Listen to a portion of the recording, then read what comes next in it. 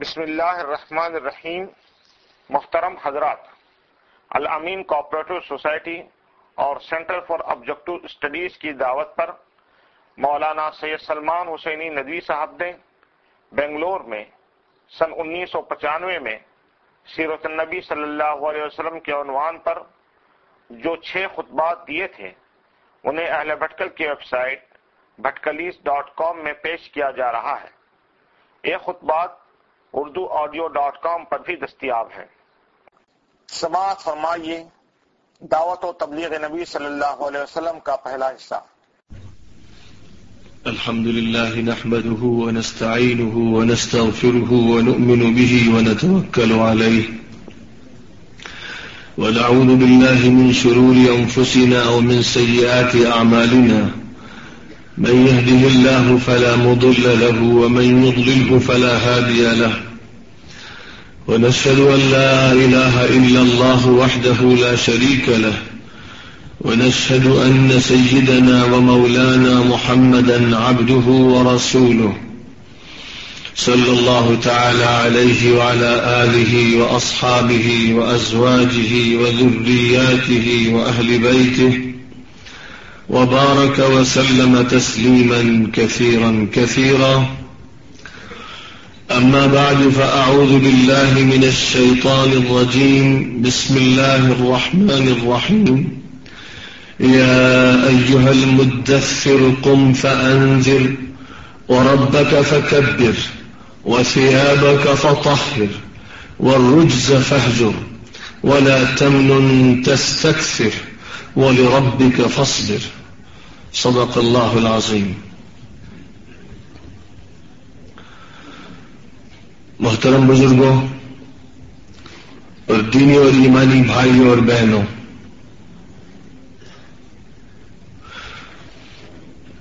عبادات نبوی،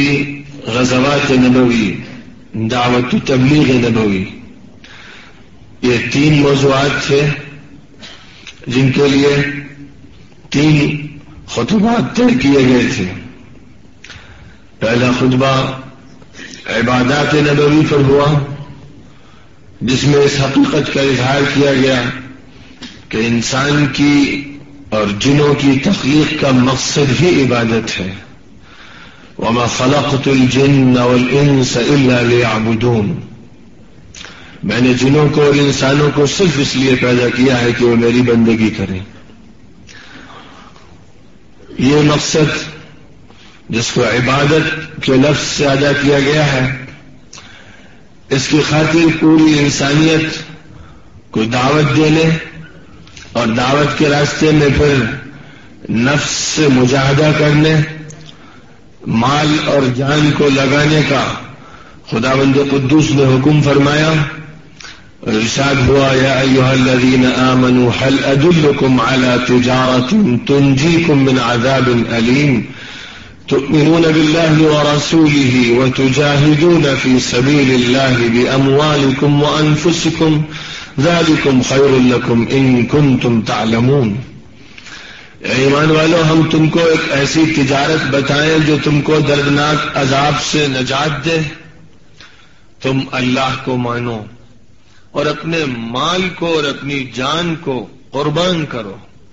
جان و مال کے ذریعے سے بھرپور کوشش کرو، یہی تمہارے لیے بہتر ہے اگر تم حقیقت حال جانتے ہو۔ غزوات نبوی اسی پس منظر میں ہوئے، جان اور مال کی قربانی اللہ کے دین کے فروغ کے لیے، اور اس مقصد کی خاطر کہ پوری دنیا انسانیت عبادت کے اس مقصد کو سینے سے لگا لے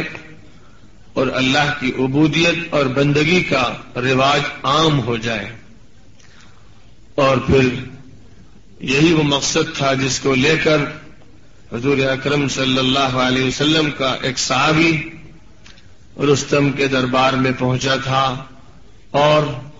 جب رستم نے یہ کہا تھا کہ ما الذی جاء بکم، تم کیوں آئے، تو اس بندہ خدا اور غلام رسول صلی اللہ علیہ وسلم نے، اس کا نام ربعی ابن عامر تھا، یہ کہا تھا اللہ ابتعثنا لنخرج من شاء من عبادة العباد إلى عبادة الله وحده ومن ضيق الدنيا إلى سعتها ومن جور الأديان إلى عدل الإسلام. اللہ نے ہم کو برپا کیا ہے تاکہ ہم اللہ کے بندوں کو انسانوں کی بندگی سے نکال کر اللہ کی بندگی میں داخل کر دیں، اور تاکہ ہم دنیا کی تنگی سے نکال کر دنیا کی وسعتیں بھی انہیں عطا کریں، اور تاکہ ہم مذاہب کے ظلم و جور سے انہیں آزاد کر کے اسلام کا عدل و انصاف عطا کریں.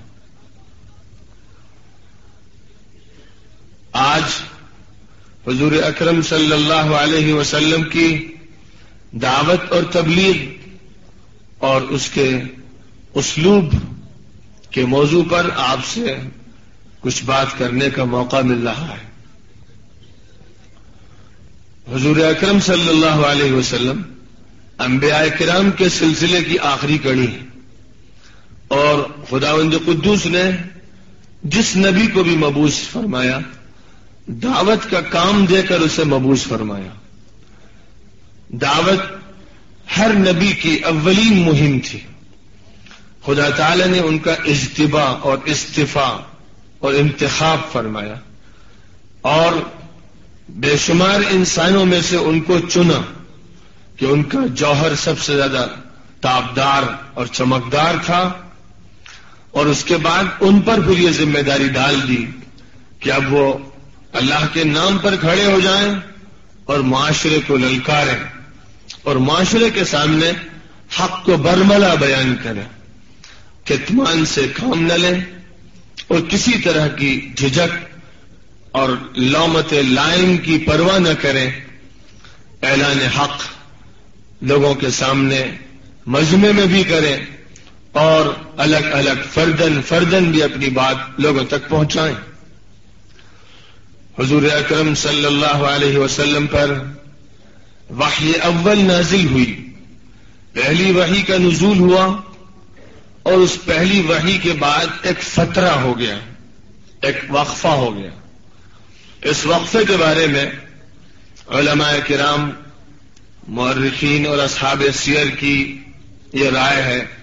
کہ یہ 6 سالہ وقفہ تھا، جس وقفے میں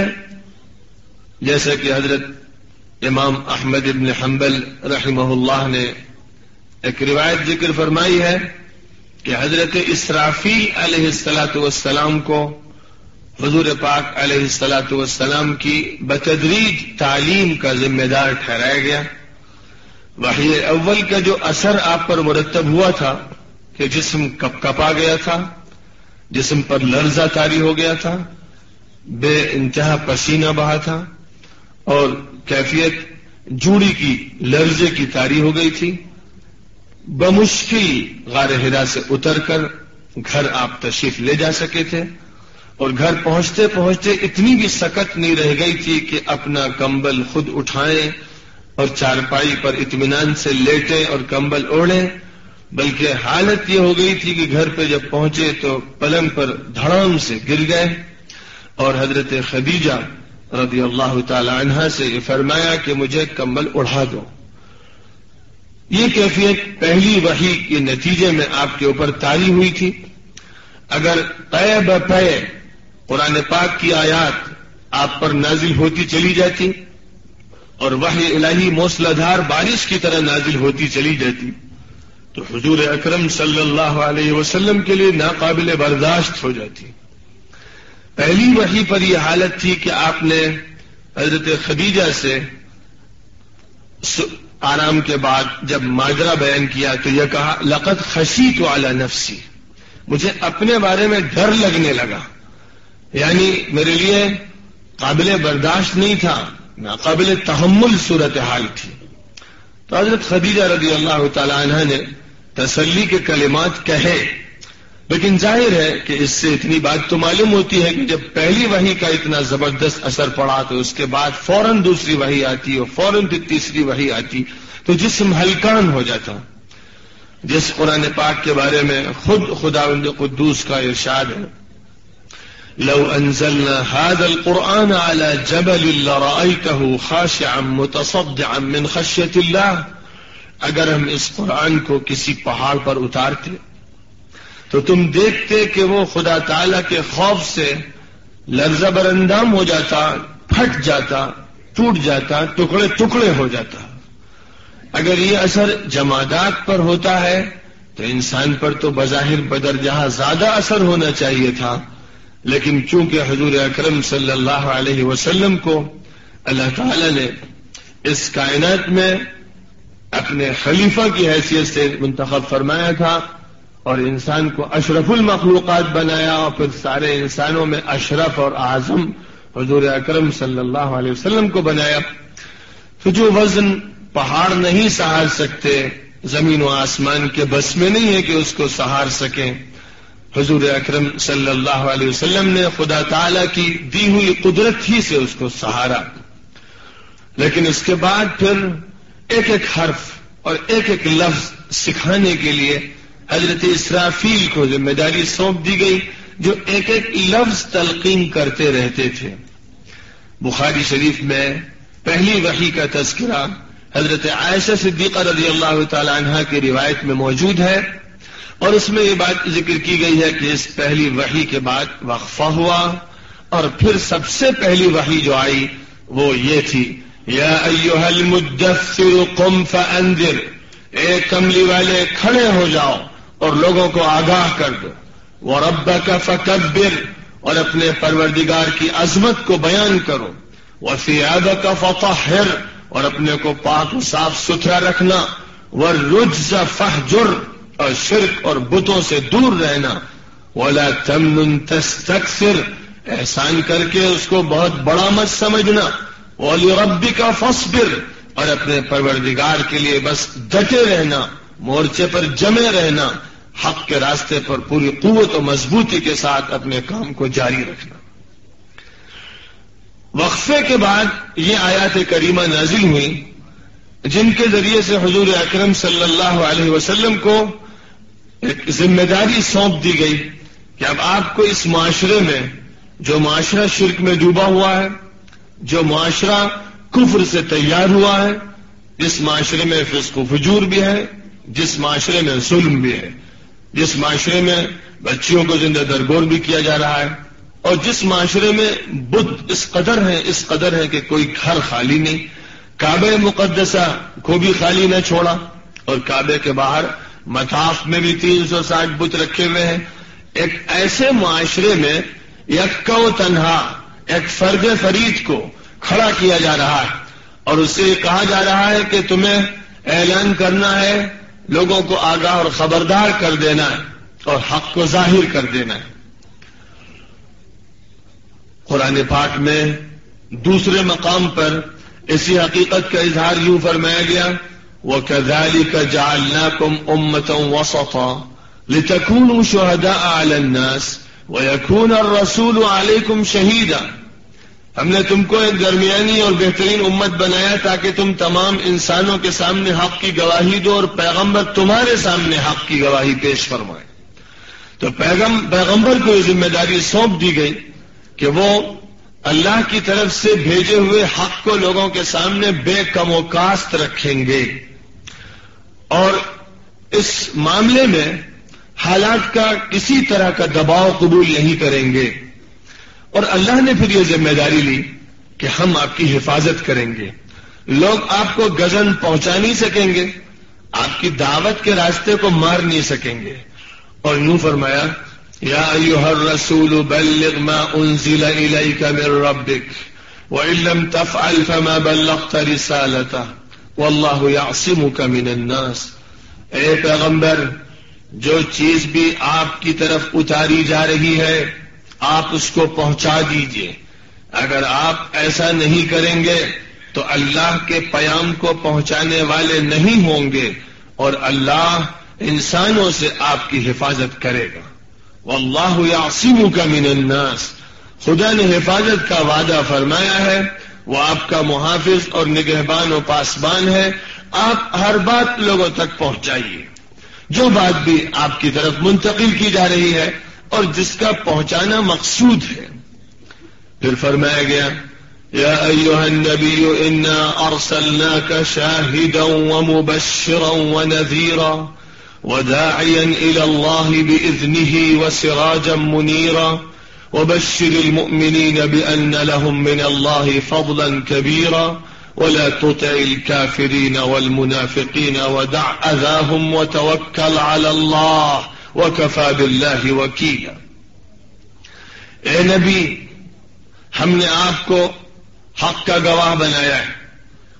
اور آپ کو خوشخبری دینے والا بنایا ہے اور خبردار کرنے والا بنایا ہے اور باذن الہی خدا کی طرف بلانے والا بنایا ہے اور ایک روشن اور تاباں اور درخشاں سورج بنایا ہے. اور آپ کافروں کے دباؤ میں مت آئیں. وَلَا تُطِعِ الْكَافِرِينَ وَالْمُنَافِقِينَ، کافروں اور منافقوں کے دباؤ میں مت آئیں. وَتَوَكَّلْ عَلَى اللَّهِ، اور بس اللہ پر بھروسہ رکھیں. وَكَفَى بِاللَّهِ وَكِيلًا، اور اللہ کارساز ہونے کی حیثیت سے کافی ہے. اور یوں فرمایا گیا کہ وَمَنْ أَحْسَنُ قَوْلًا مِّمَّنْ دَعَا إِلَى اللَّهِ وَعَمِلَ صَالِحًا وَقَالَ إِنَّنِي مِنَ الْمُسْلِمِينَ وَلَا تَسْتَوِي الْحَسَنَةُ وَلَا السَّيِّئَةُ ادْفَعْ بِالَّتِي هِيَ أَحْسَنُ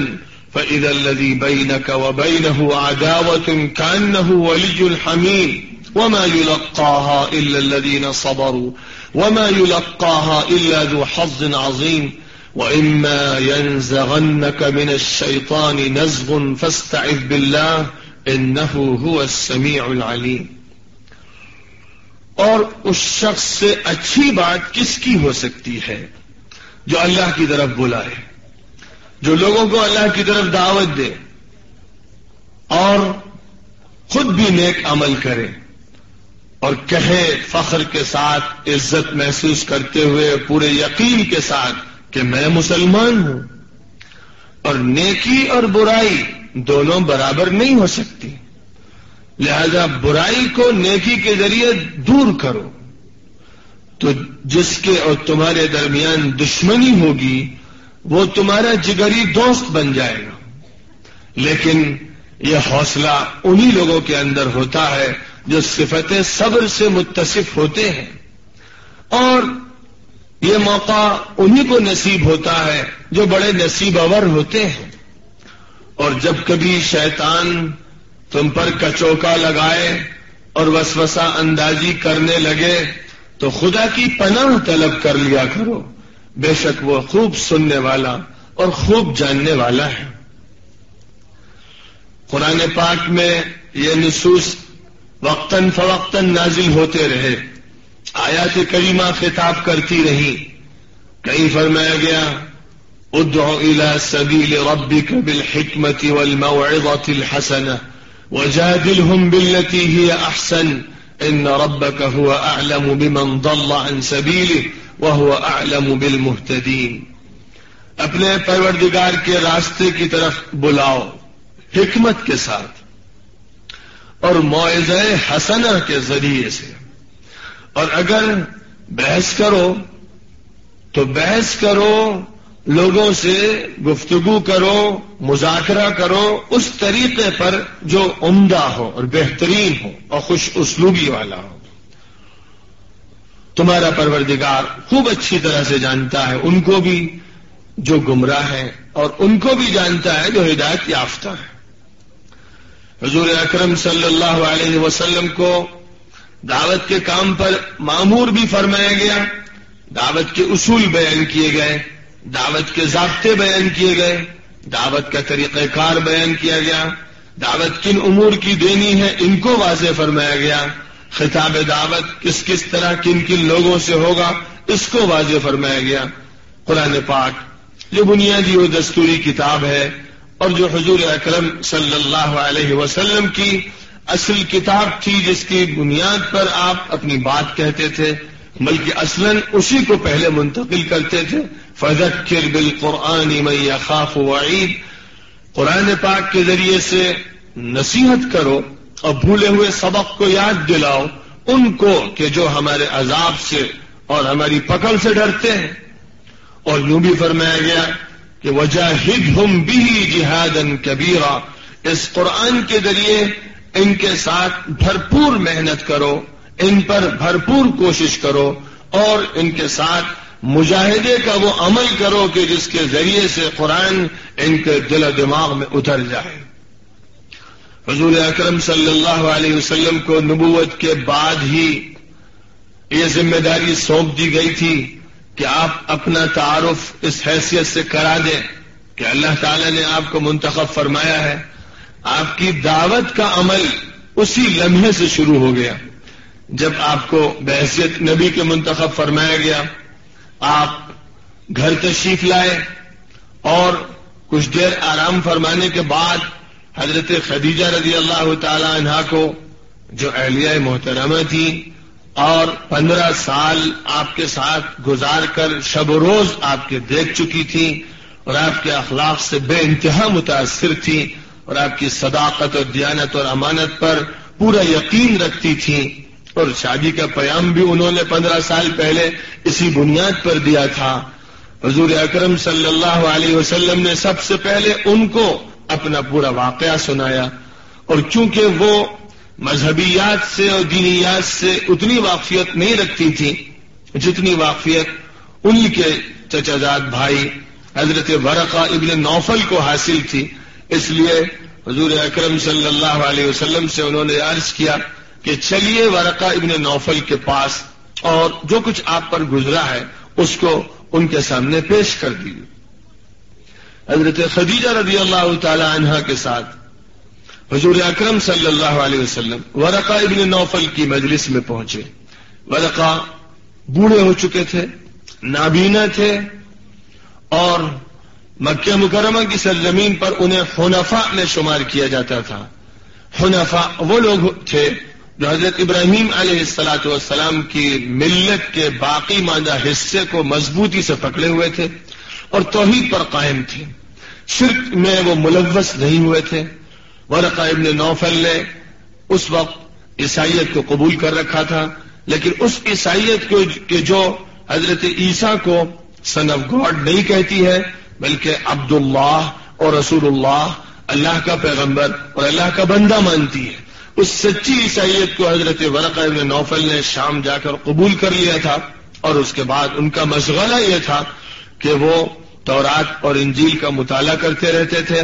اور عربی زبان میں ان کا ترجمہ اپنے گھریلو مجلس میں سناتے رہا کرتے تھے،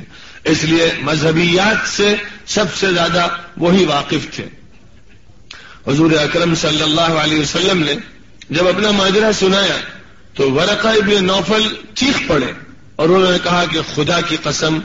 وہی فرشتہ تمہارے پاس آیا ہے جو موسیٰ اور عیسیٰ کے پاس آیا تھا۔ اور اس کے بعد انہوں نے یہ بات بھی کہی کہ محمد،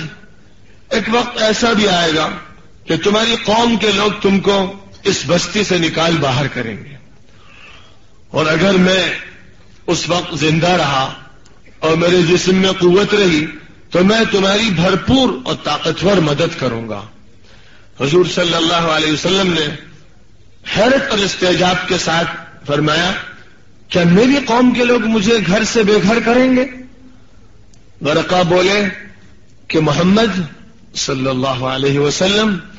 تم جس دعوت کو لے کر اٹھے ہو، جو پیام لے کر آئے ہو، اللہ کی طرف سے جو وحی تمہاری طرف منتقل ہوئی ہے، جو بھی اس دعوت کو لے کر اٹھا ہے، اس طرح کے ماحول میں تو اسے دشمنیوں کا سامنا کرنا پڑا ہے، تمہیں بھی دشمنی کا سامنا کرنا پڑے گا، اور حالات ایسے ہو جائیں گے کہ یہی لوگ جو تم کو امین اور صادق کہتے ہیں تمہیں وطن سے بے وطن کرنے پر آمادہ ہو جائیں گے۔ حضور اکرم صلی اللہ علیہ وسلم نے ورقہ ابن نوفل سے تو اپنی بات کہی، اور ورقہ کا دل پہلے ہی سے مومن تھا، اللہ سے لو لگائے بیٹھے ہوئے تھے۔ اس ماحول میں ان کی حیثیت ایک جگنو کی تھی، ایک چراغ کی تھی جو چمچما رہا تھا، جس کی لو ابھی بہرحال جل رہی تھی، اس لیے کلمہ توحید کو نہ پہچاننے میں ان کو دشواری ہوئی، نہ نبی کی معرفت میں ان کو دیر لگی، بس وہ تو ایمان لے ہی آئے، کیونکہ انہوں نے تو یہاں تک کہہ دیا کہ میں تمہاری نصرت اور حمایت بھی کروں گا۔ اس لیے اگر یہ کہا جائے کہ حضور اکرم صلی اللہ علیہ وسلم کی دعوت انفرادی طور پر سب سے پہلے ورقہ ابن نوفل کے پاس پہنچی اور ورقہ نے اس دعوت پر لبیک کہا اور اسے قبول کر لیا، تو یہ بالکل درست بات ہے اور تاریخ کے عین مطابق ہے۔ حضور اکرم صلی اللہ علیہ وسلم نے ایک موقع پر یہ فرمایا کہ میں نے ورقہ ابن نوفل کو خواب میں دیکھا کہ وہ سفید اجلے ہوئے کپڑے پہنے ہیں، اور اس کے بعد خود یہ ارشاد فرمایا کہ ان کے سفید کپڑے اس بات کی طرف اشارہ کر رہے ہیں کہ خدا تعالی نے ان کو خوب نوازا ہے اور وہ جنتی ہے۔ تو ورقہ ابن نوفل پہلے مومن تھے جو حضور صلی اللہ علیہ وسلم کی انڈائریکٹ دعوت سے متاثر ہوئے کہ جس میں آپ نے واقعے کو پیش کیا۔ تو بسا اوقات ایسا ہوتا ہے کہ انسان بالکل تیار بیٹھا ہوتا ہے، ایک معمولی سی حکایت، ایک معمولی سا واقعہ اس کے دل کو چھو جاتا ہے اور وہ دعوت کو قبول کر لیتا ہے۔ حضرت خدیجہ رضی اللہ تعالی عنہا جو حضور صلی اللہ علیہ وسلم کی صداقت اور دیانت اور آپ کے اعلیٰ اخلاق پر تو ایمان لے ہی آئی تھی۔ ابو بکر ابن ابی قحافہ تھے،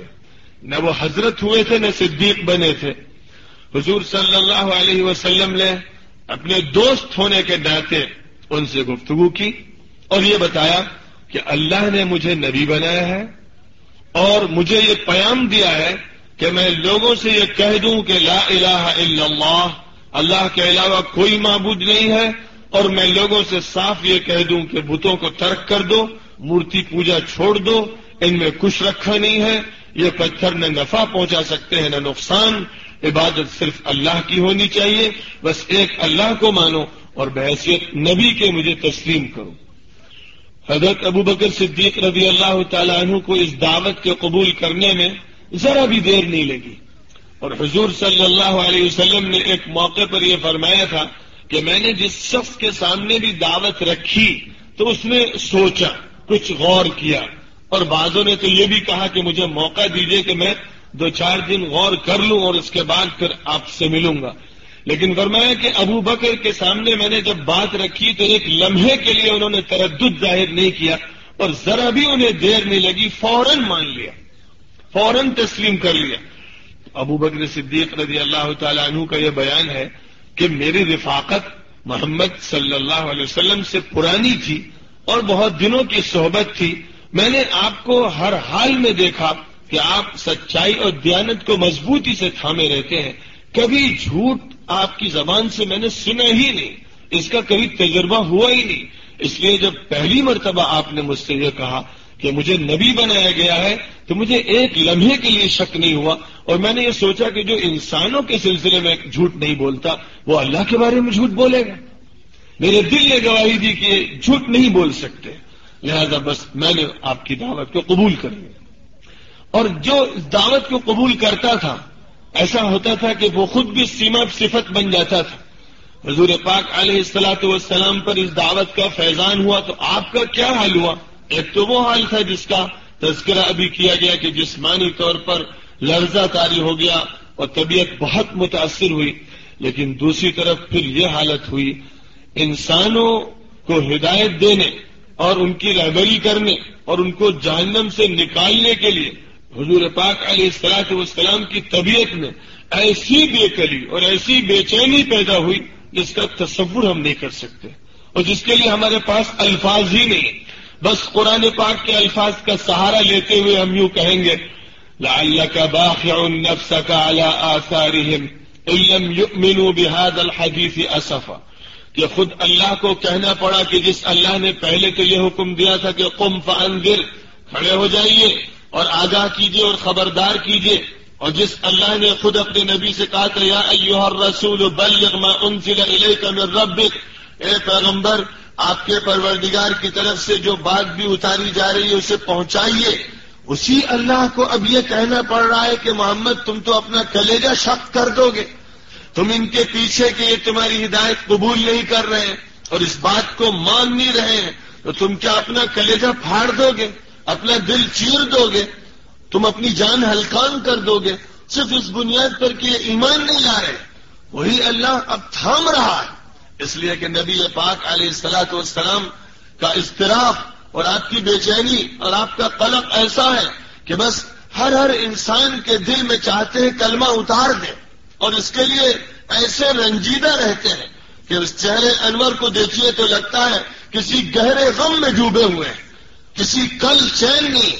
طبیعت ہے کہ بس ہر وقت ایک قرآن ہے کس طرح سے اس انسانیت کو میں جہنم کے راستے سے نکال لوں، اور جس کی تعبیر آپ نے اس طرح فرمائی کہ لوگوں میری مثال اور تمہاری مثال ایسی ہے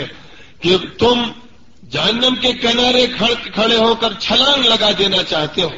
اور میں تمہارے پد کے پکڑ کے کھینچتا ہوں، ہلمو الیہ، ارے میری طرف آ جاؤ، میری طرف آ جاؤ، میں جہنم سے تمہیں بچانا چاہتا ہوں۔ لیکن تمہارا حال یہ ہے کہ جس طرح پروانے آگ پہ گرتے ہیں، روشنی پہ گرتے ہیں اور مرتے چاہتے ہیں، جھلستے جاتے ہیں، ویسے ہی تمہارا حال ہے کہ میں تو کھینچ رہا ہوں، تمہیں پکڑ رہا ہوں، لیکن تم ہے کہ کودے چلے جا رہے ہو اور جہنم میں چھلانگ لگائے چلے جا رہے ہو۔ یہ کیفیت بے کلی کی آپ کی طبیعت میں اس قدر طاری ہوئی کہ اللہ کو بار بار کہنا پڑا، فَلَا تَذْهَبْ نَفْسُكَ عَلَيْهِمْ حَسَرَاتٍ، اے نبی آپ اپنی جان کو ان کے پیچھے ہلاک نہ کر دیجئے، حسرت و افسوس اور غم میں گھل نہ جائیے، بلکہ صبر سے کام لیجئے، بات کہتے رہیے، آپ کا کام بات پہنچانا ہے، ان علیک الا البلاغ، آپ کا کام یہ ہے کہ بات کو منتقل کر دیں، زبان سے بھی، قول سے بھی، عمل سے بھی اپنی بات پہنچا دیں، لیکن آپ کا کام یہ نہیں ہے کہ آپ توفیق دے دیں، آپ کا کام یہ نہیں ہے کہ ہدایت قلب میں اتار دیں۔ فرمایا گیا انک لا تہدی من احببت ولکن اللہ یہدی من یشاء، آپ کے ذمے یہ کام سونپا نہیں گیا اور نہ آپ کے بس میں ہے کہ آپ جس کو بھی چاہیں اس کے دل میں ہدایت اتار دیں اور ڈال دیں اور اسے توفیق خیر کی دے دیں، یہ تو اللہ کا کام ہے، توفیق وہ دیتا ہے، آپ کا کام یہ ہے کہ بس لوگوں سے کہتے رہیے اور انہیں بلاتے رہیے اور پکارتے رہیے۔ حضور اکرم صلی اللہ علیہ وسلم نے اس انفرادی دعوت کے سلسلے کو جاری رکھا، اور جس شخص نے بھی دعوت قبول کی وہ اپنی جگہ پر داعی بن گیا۔ ابو بکر صدیق رضی اللہ تعالیٰ عنہ نے دعوتی کام شروع کر دیا، حضرت زبیر ان کی دعوت کی بنیاد پر اسلام لائے، حضرت طلحہ انہی کی دعوت سے اسلام لائے، حضرت عثمان انہی کی دعوت سے اسلام لائے۔ کبار صحابہ میں بہت سے ایسے حضرات ہیں جو حضرت ابو بکر صدیق رضی اللہ تعالیٰ عنہ کی دعوت سے متاثر ہوئے، انہوں نے اسلام قبول کیا اور پھر وہ حضور پاک علیہ الصلوۃ والسلام کی مجلس میں حاضر ہوئے۔ حضرت علی ابن ابی طالب کرم اللہ وجہہ جو نبوت کے وقت 8 سال یا 10 سال کے تھے، حضور اکرم صلی اللہ علیہ وسلم کے گھر میں رہ رہے تھے، ان تک جب یہ بات پہنچی کہ حضور پاک علیہ الصلوۃ والسلام کو بحیثیت نبی کے منتخب کر لیا گیا ہے، اور حضور نے خود کہا علی اللہ نے مجھے نبی بنایا، اللہ نے مجھے پیغمبر بنایا ہے، اور اللہ کا یہ کہنا ہے کہ بس اسی کی بندگی کی جائے اور کسی کی بندگی نہ کی جائے، تو اس پر حضرت علی جو کم عمر تھے کہنے لگے والد محترم ابو طالب سے میں بات کر لوں۔ فرمایا کہ ضرور بات کرو، ابو طالب سے بات کرنا چاہیے، لیکن حضور پاک علیہ الصلوۃ والسلام نے یہ کہہ دیا کہ دیکھو ابھی صورتحال ایسی ہے کہ ہم یہ نہیں چاہتے ہیں کہ شہرت ہو جائے اور سب کو بات معلوم ہو جائے، ابھی مخفی رکھنا ہے، اس لیے ابھی اظہار تم مت کرو۔ حضرت علی رضی اللہ تعالیٰ عنہ کا بیان ہے کہ رات گزری، لیکن اس طرح گزری کہ میں خود بے چین رہا، میں غور کرتا رہا، فکر کرتا رہا، یہاں تک کہ پھر مجھ سے صبر نہ ہو سکا، صبح ہوئی اور میں حضور پاک علیہ الصلوۃ والسلام کی خدمت میں حاضر ہوا، اور میں نے کہا کہ بس اب مجھے والد سے پوچھنے کی کوئی ضرورت نہیں، میں اس دعوت کو قبول کرتا ہوں، میں نے اسلام قبول کیا، اشہد ان لا الہ الا اللہ واشہد ان محمد رسول اللہ۔ حضرت علی کا بیان ہے کہ میں نے حضور صلی اللہ علیہ وسلم کے ساتھ 7 نمازیں اس وقت پڑھی ہیں جبکہ مکہ مکرمہ کی سرزمین پر کوئی فرد ایسا نہیں تھا جس نے حضور کے ساتھ نماز پڑھی ہو، یعنی یہ فرمایا کہ میں پہلا شخص ہوں جس کو یہ موقع ملا کہ میں نے آپ کے ساتھ نمازیں پڑھی، جس سے یہ بات بھی معلوم ہو گئی کہ بعثت کے بعد جلد ہی نماز فرض کر دی گئی تھی، اور اس کا ذکر پہلے بھی آ چکا ہے کہ حضرت علی اور حضور صلی اللہ علیہ وسلم پہاڑ کے دامن میں ایک گھاٹی میں نماز پڑھ رہے تھے. ابو طالب کا اتفاقاً گزر ہو گیا اور کہا کہ تم یہ کیا کر رہے ہو؟ تو حضور اکرم صلی اللہ علیہ وسلم نے ارشاد فرمایا کہ اللہ تعالی کی طرف سے فرض کی ہوئی عبادت ہے، یہ صلاۃ ہے جس کی ادائیگی ہم کر رہے ہیں. تو ابو طالب نے حضرت علی سے کہا کہ علی، جو محمد کریں وہی تم کرتے رہنا، انہی کے ساتھ رہو. حضرت علی اپنی خلافت کے زمانے میں ایک دن بہت ہنسے، بے اختیار ہنسنے لگے اور اتنا زیادہ ہنسے کہ کم ایسا انہیں دیکھا گیا تھا. اور اس کے بعد یہ کہنے لگے کہ مجھے واقعہ یاد آ گیا کہ حضور اکرم صلی اللہ علیہ وسلم نے میرے والد اور اپنے چچا ابو طالب کے سامنے دعوت دین کی پیش کی اور اس کے بعد پھر نماز کا تذکرہ کیا. تو میرے والد کہنے لگے بھائی میں یہ نماز نہیں پڑھ سکتا ہوں، میں اس کو بالکل قبول نہیں کر سکتا کہ میرا کولہا سر کے اوپر ہو. تو حضرت علی اس کو بیان کر کے بہت ہنستے تھے کہ عجیب عجیب باتیں تھیں، کیسی بے عقلی کی بات تھی، لیکن اس وقت والد محترم قبول نہ کر سکے اور محروم ہی رہ گئے. یہ ابتدائی دعوت کا دور تھا جس میں حضور صلی اللہ علیہ وسلم ایک ایک فرد سے ملتے رہتے تھے اور یہ ملاقاتیں خفیہ طریقے پر ہوتی تھی کہ کسی کو پتہ نہ چلنے پائے، اور اس کے سامنے دعوت یوں رکھتے تھے میں اللہ کا نبی ہوں، اللہ نے مجھے بحیثیت پیغمبر کے منتخب فرمایا ہے اور اللہ نے یہ فرمایا ہے کہ اللہ الہ الا ہو، اس کے علاوہ کوئی معبود نہیں ہے، اور یہ اصنام اور یہ اوثان، یہ پتھر کے اور دیگر اشیاء کے بت کچھ بھی نہیں کر سکتے، ان کی بندگی کرنے کا کوئی جواز نہیں ہے، بس ایک اللہ کی بندگی کرو، یہ اللہ کا حکم ہے. یہ بات آپ پوری سادگی کے ساتھ پیش فرماتے تھے، لیکن اس کی تاثیر کا کیا عالم ہوتا تھا کہ ایک صحابی کا یہ بیان ہے کہ حضور اکرم صلی اللہ علیہ وسلم نے جب اپنی بات مجھ سے کہنا شروع کی تو میرے رونگٹے کھڑے ہو گئے. اللہ تعالیٰ نے جو تاثیر آپ کے کلام میں عطا فرمائی تھی وہ اتنی زبردست تاثیر تھی کہ بات شروع کی، نہایت سادہ بات، صرف کلمہ طیبہ پڑھا، کلمہ شہادت ادا فرمایا اور یہ کہا کہ میں اللہ کا نبی ہوں، لیکن صداقت کے ساتھ اور دل کی گہرائی کے ساتھ اور پورے یقین کے ساتھ جب یہ بات منتقل ہوتی ہے تو اس کا اثر بھی اتنا گہرا پڑتا ہے. کہنے والوں نے کہا کہ از دل خیزت بر دل ریزت، یہ جملہ اپنی جگہ پر ہے کہ دل سے نکلتی ہے، دل میں اثر کرتی ہے، لیکن حضور پاک علیہ الصلوۃ والسلام کا تو حال یہ تھا کہ جب براہ راست آپ سے کوئی بات سنتا تھا تو صرف دل ہی میں نہیں اترتی تھی، جسم بھی کپکپا جاتا تھا، جسم پر بھی ایک لرزے کسی کیفیت طاری ہو جاتی تھی، بال کھڑے ہو جاتے، کبھی کبھی ایسا ہوتا کہ رونگٹے کھڑے ہو جاتے، ایسا لگتا کہ کوئی آسمان کی بلندی سے کلام ذوالجلال کو منتقل کر رہا ہے. خاص طور پر جب آپ قرآن پاک پڑھ کے سناتے تھے اس وقت تو ایسی کیفیت طاری ہوتی تھی کہ لگتا تھا کہ لوگ مدہوش ہو گئے، لوگ اپنے قابو میں نہیں. اور حضور صلی اللہ علیہ وسلم تو کیا، ابو بکر صدیق رضی اللہ تعالیٰ عنہ اپنے مکان میں قرآن پاک کی تلاوت کرتے تھے تو مشرکین اپنی عورتوں اور اپنے بچوں کو مکان کے قریب نہیں جانے دیتے تھے کہ کہیں ایسا نہ ہو جائے کہ ان کے کانوں میں ابو بکر کی تلاوت کے بول پڑ جائیں اور پھر ان کے دل میں سوراخ ہو جائے، کہیں ایسا نہ ہو کہ پھر وہ حق ماننے پر مجبور ہو جائیں، اس لیے عورتوں کو اور بچوں کو ان کے مکان کے قریب نہیں جانے دیتے تھے. حضور اکرم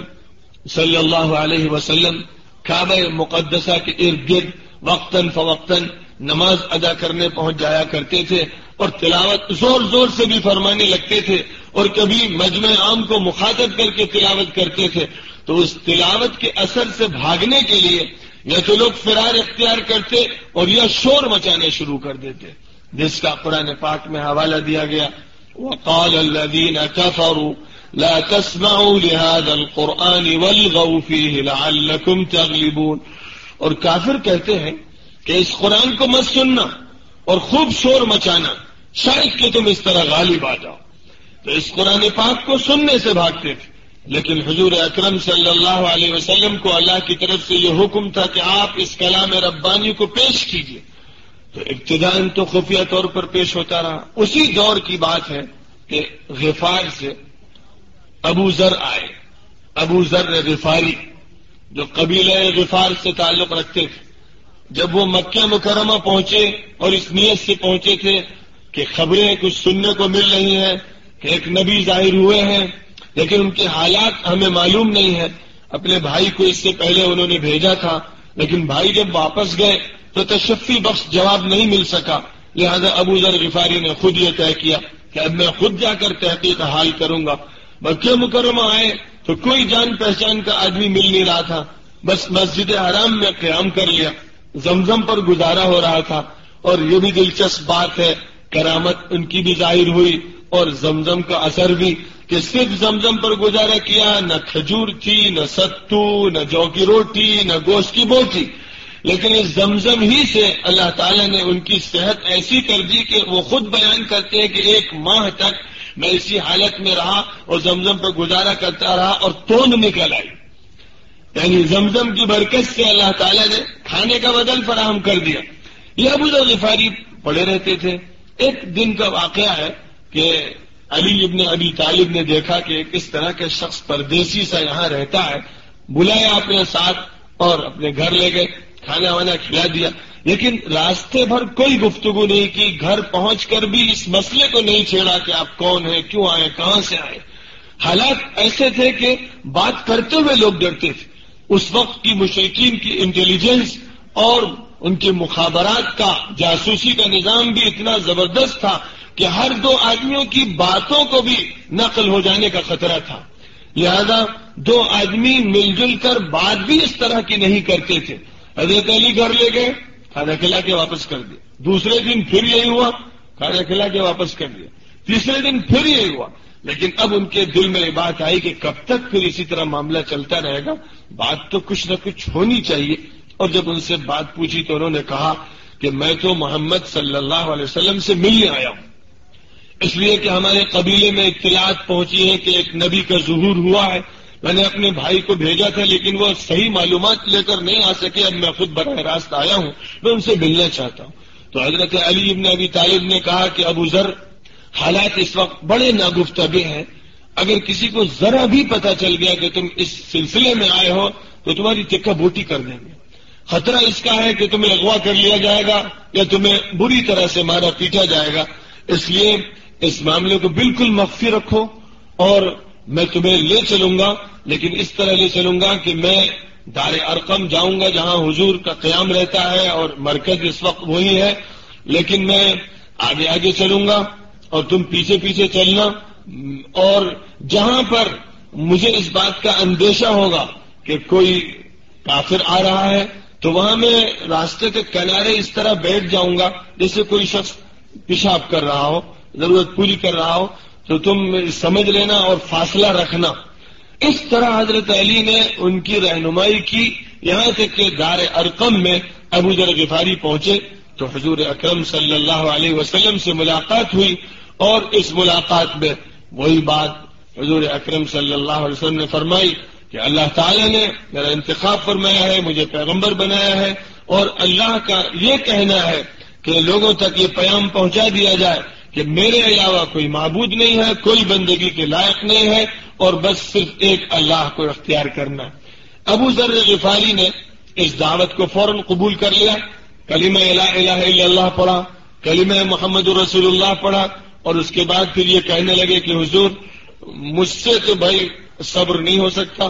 میں تو کعبہ مقدسہ کے سامنے جا کر بآواز بلند اس کلمہ کا اظہار کروں گا. تو آپ نے فرمایا کہ ابو ذر، حالات ابھی اچھے نہیں ہیں، تم ابھی گھر چلے جاؤ اور ابھی اس کا اعلان مت کرو.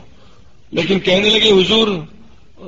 مجھ سے تو یہ نہیں ہو سکتا، میں تو اس کلمہ حق کو ظاہر کر کے رہوں گا. آخر حضور پاک علیہ الصلوۃ والسلام کے پاس سے گئے، سیدھے کعبے پہنچے، اور کعبہ مقدسہ کے سامنے جہاں اکثر و بیشتر مشرکین و کفار کے جھمگٹے لگے رہتے تھے، مجلسیں ہوتی تھی، خوش گپیاں ہوتی تھی اور دور چلتے رہتے تھے، شعر و شاعری بھی ہوتی تھی. یہ پہنچے اور جا کر اشہد ان لا الہ الا اللہ، اشہد ان محمد رسول اللہ، ان کلمات کو انہوں نے بآواز بلند کہنا شروع کیا. ادھر یہ کلمات بلند ہوئے اور ادھر کافروں کا جمگٹا ان کی طرف لپکا اور ان کو پکڑ کر زدکوب کرنا شروع کیا. یہاں تک کہ حضرت عباس جو ظاہر ہے کہ مسلمان فتح مکہ کے موقع پر ہوئے تھے، یعنی اظہار اسلام کا انہوں نے بہت بعد میں کیا تھا، لیکن ابتدا ہی سے ان کے دل میں اسلام کا بیج پڑا ہوا تھا. اور حضور صلی اللہ علیہ وسلم نے جب مدینہ منورہ کی ہجرت فرمائی تھی تو حضرت عباس کو مکہ مکرمہ میں چھوڑ دیا تھا کہ وہ حضور کے نمائندہ رہیں گے اور خفیہ طور پر قیام کریں گے. عباس وہاں سے گزرے، دیکھا کہ ابو ذر غفاری کو لوگ مار رہے ہیں اور ان کو بالکل نیچے پٹخ رکھا، تو وہ آئے، بیچ بچاؤ کیا اور کہا کہ ظالموں تم لوگ کیا کرتے ہو؟ بھائی یہ قبیلہ غفار کا اہم آدمی ہے، اگر تم اس کو اس طرح سے مارو گے تو پھر کل تمہارا اور راستہ بھی بند ہو جائے گا، یہ قبیلے کے لوگ تمہاری تجارت کے قافلوں پہ حملہ کریں گے. لوگوں نے جب یہ دیکھا تو ابو ذر غفاری کو چھوڑ دیا. لیکن ابو ذر غفاری نے یہ دن گزارا، دوسرے دن پھر وہی جوش اور وہی کیفیت جذب نکلے اور نکل کر کعبہ مقدسہ کی دیوار تلے پھر بآواز بلند لا الہ الا اللہ اور محمد رسول اللہ کا کلمہ پڑھا، اور پھر لوگوں نے اسی طرح ان کو مارنا شروع کیا اور پھر عباس نے ان کو بچایا، اور تیسرے دن بھی یہی ہوا. اخیر میں حضور پاک علیہ الصلوۃ والسلام کی طرف سے تاکید کے ساتھ ان کو حکم کیا گیا کہ بھائی ابھی تم چلے جاؤ، جب تمہیں یہ معلوم ہو کہ اللہ تعالیٰ نے ہمیں غلبہ عطا فرمایا ہے تب آنا. اللہ تعالیٰ نے اپنے نبی پاک علیہ الصلوۃ والسلام کو حکم فرمایا کہ دعوت کا کام کرتے رہو، اور اس کے بعد پھر یہ حکم ہوا کہ اپنے جو قریب ترین رشتہ دار ہیں ان کو آگاہ اور خبردار کر دو. وَأَنذِرْ عَشِيرَتَكَ الْأَقْرَبِينَ، جو تمہارے قریب ترین رشتہ دار ہیں ان کو خبردار اور آگاہ کر دو. دعوت کا یہ مرحلہ اجتماعی شروع ہوا. ابھی تک انفرادی طور پر خفیہ ملاقاتیں ہو رہی تھی اور بات لوگوں سے کہی جا رہی تھی، چھپ چھپ کے کہی جا رہی تھی. دار ارقم میں ملاقاتیں ہو رہی تھی، لوگوں کو صحابہ لاتے تھے اور دار ارقم میں ملاتے تھے، اور حضور بھی اپنے اسفار میں اور اپنی چلت پھرت میں جہاں بھی کسی سے ملتے اپنی بات اس کے سامنے رکھ دیتے، دعوت پیش فرما دیا کرتے. لیکن جب یہ حکم آیا کہ اب اپنے قریب ترین رشتہ داروں کو تم خبردار کر دو اور آگاہ کر دو، تو پھر آپ نے حضرت علی سے کہا کہ علی کھانے کا انتظام کرو اور رشتہ داروں کو دعوت دو. کھانے کا انتظام کیا گیا اور تقریباً 40 افراد کو بلایا گیا. ان 40 افراد میں ابو لہب بھی تھے اور بھی دوسرے افراد تھے. کھانا پیش کیا گیا، کھانا بہت قلیل مقدار میں تھا لیکن 40 افراد کے لیے کافی ہوا، اور پیالہ دودھ کا ویسے ہی بھرا رہا اور اسی طرح ستو کا پیالہ بھی بھرا رہا. اس پر ابو لہب یہ کہنے لگا کہ واہ کیا خوب جادو ہے، واہ کیا خوب جادو ہے. حضور اکرم صلی اللہ علیہ وسلم نے اس کے بعد اپنی بات رکھی، لیکن اس بات پر ابو لہب آڑے آ گیا اور اس نے مذاق میں اس کو اڑا دیا کہ محمد اسی کے لیے دعوت دی تھی، ہم تو اپنے بتوں کو چھوڑ نہیں سکتے. حضور پاک علیہ الصلوۃ والسلام نے ایک اور مرتبہ پھر ان کو کھانے پہ بلایا، دعوت دی اسی مقصد کی خاطر کہ کھانے کی دعوت کے ذریعے سے دین کی دعوت ان تک منتقل کی جائے، ان کے دلوں کو نرم کیا جائے، ان کا اکرام کیا جائے اور اس اکرام کے ذریعے سے بات ان تک پہنچائی جائے. لیکن اس دعوت میں بھی یہی ہوا کہ خوب کھانے میں برکت ہوئی، اور اس پر تبصرہ ابو لہب کا یہ تھا واہ کیا خوب جادو ہے. وہ اس کو جادو قرار دے رہا تھا، اور جو ماننے والے تھے وہ حیرت سے دیکھ رہے تھے کہ حضور اکرم صلی اللہ علیہ وسلم نے انتظام تو کیا 2-4 آدمیوں کے لیے، لیکن کھانا سب کے لیے کافی ہوا، وہ خوب سیر ہو کر سب نے کھایا. پھر آپ نے اپنی دعوت پیش فرمائی، اور ایک موقع پر تو آپ نے خاندان کے ان افراد کو بلایا جو آپ کو ماننے والے تھے، حضرت فاطمہ کو، حضرت صفیہ کو اور حضرت حمزہ کو اور دیگر حضرات کو دعوت دی. اور اس موقع پر آپ نے یہ فرمایا تھا کہ اے فاطمہ اور اے صفیہ عمل کرو، اللہ کے ہاں میں تمہارا کچھ نہیں بنا سکتا، تمہارا عمل ہی تمہارے کام آئے گا اور تمہارا عقیدہ ہی تمہارے کام آئے گا. صفائی کے ساتھ یہ بات کھول کر رکھ دی. حضور پاک علیہ الصلوۃ والسلام دعوت کے اس طریقہ کار کو اختیار کیے ہوئے تھے، انفرادی اور پھر خاندان کے دائرے میں، یہاں تک کہ اللہ تعالی کی طرف سے حکم آیا فاصدع بما تؤمر واعرض عن المشرکین انا کفیناک المستہزئین. اب ہاں کے پکارے حق کو بیان کر دو، اب ببانگے دہل اس حق کا اعلان کرو، اب دین کی دعوت کھلم کھلا دے دو اور ہم مذاق اڑانے والوں سے نمٹ لیں گے۔ بس اس کے بعد پھر حضور اکرم صلی اللہ علیہ وسلم نے یہ فیصلہ کیا کہ عربوں کے طریقے پر جو ان کے درمیان معروف تھا، کسی پہاڑی پر چڑھا جائے اور اس پہاڑی پر سے للکارا جائے، لوگ جب اکٹھا ہوں تو ان کے سامنے اپنی بات پوری صفائی اور قوت سے رکھی جائے۔ اس کے لیے صفا کی پہاڑی پر آپ چڑھ گئے اور اس پہاڑی پر چڑھ کر فرمایا یا صباحا یا صباحا، یہ لفظ استعمال کیا جاتا تھا اس مقصد کی خاطر کہ لوگوں فوراً اکٹھا ہو جاؤ، حالات بالکل عجیب ہیں۔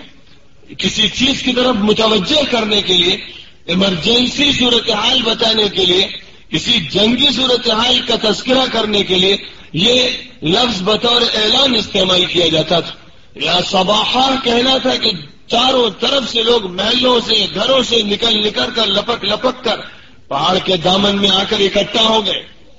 حضور اکرم صلی اللہ علیہ وسلم پہاڑ کی چوٹی پر تھے۔ آپ نے فرمایا لوگوں، اگر میں یہ کہوں کہ اس پہاڑ کی اوٹ میں ایک لشکر ہے جو تم پر حملہ آور ہونا چاہتا ہے، کیا تم میری بات مانو گے؟ تو پورا کا پورا مجمع بیک زبان یہ کہہ رہا تھا کہ ہم آپ کی بات کیوں نہ مانیں گے، ہم نے آپ پر جھوٹ کا کبھی تجربہ نہیں کیا ہے، آپ پہاڑ کی چوٹی پر ہیں، آپ ادھر بھی دیکھ رہے ہیں ادھر بھی دیکھ رہے ہیں، لہذا آپ اگر یہ بتاتے ہیں کہ ادھر ایک لشکر ہے جو حملہ آور ہونا چاہتا ہے تو ہم آپ کی تصدیق کریں گے۔ تو پھر حضور اکرم صلی اللہ علیہ وسلم نے فرمایا انی نذیر لکم بین یدی عذاب شدید، اے لوگوں ایک سخت ترین عذاب سے پہلے میں تمہیں خبردار کرنے کے لیے اور آگاہ کرنے کے لیے آیا ہوں۔ انی انا النذیر العریان، میں کھلم کھلا تمہیں خبردار کر رہا ہوں۔ اور یہ بھی اس موقع پر فرمایا تھا یا ایھا الناس قولوا لا الہ الا اللہ تفلحوا، اے لوگوں کہہ دو اس بات کو کہ اللہ کے علاوہ کوئی معبود نہیں، تبھی تم کامیاب ہوگے۔ بس یہ کہنا تھا کہ وہ مجمع جو پہاڑ کے دامن میں اکٹھا تھا اور شرک جس کی گھٹ تھا اور جس کا سرغنہ اس وقت ابو لہب تھا، اس نے کہا کہ تبا لک سائر الیوم لہذا جمعتنا، تیری تباہی اور ہلاکت ہو جائے، نعوذ باللہ، کیا اسی لیے تو نے ہمیں اکٹھا کیا تھا؟ یہ جملہ ابو لہب کی زبان سے اس وقت نکلا اور بس اس کے بعد ہی پھر سورہ تبت یدا ابی لہب نازل ہوئی، کیونکہ حضور اکرم صلی اللہ علیہ وسلم ایک طرف کام کر رہے تھے اور دوسری طرف اللہ کی طرف سے قرآن پاک کی صورتیں اور آیتیں نازل ہو رہی، اور ان صورتوں کو آپ کے لیے بحیثیت علمی اور فکری اور دعوتی مواد کے فراہم کیا جا رہا کہ جسے آپ کو پیش کرنا تھا اور اس کے ذریعے سے آپ کو اپنی دعوت لوگوں کی طرف منتقل کرنی تھی۔ قرآن پاک کی یہ سورہ نازل ہوئی تبت یدا ابی لہب وتب ما اغنى عنه ماله وما كسب سنصلى نارا ذات لهب وامرأته حمالة الحطب في جيدها حبل من مسد۔ ابو لہب کے ہاتھ ٹوٹ گئے اور وہ تباہ و برباد ہو گیا، نہ اس کا مال اس کے کام آیا نہ اس کی کمائی، اور عنقریب وہ جھلسے گا ایک ایسی آگ میں جو شعلوں والی ہے، اور اس کی بیوی بھی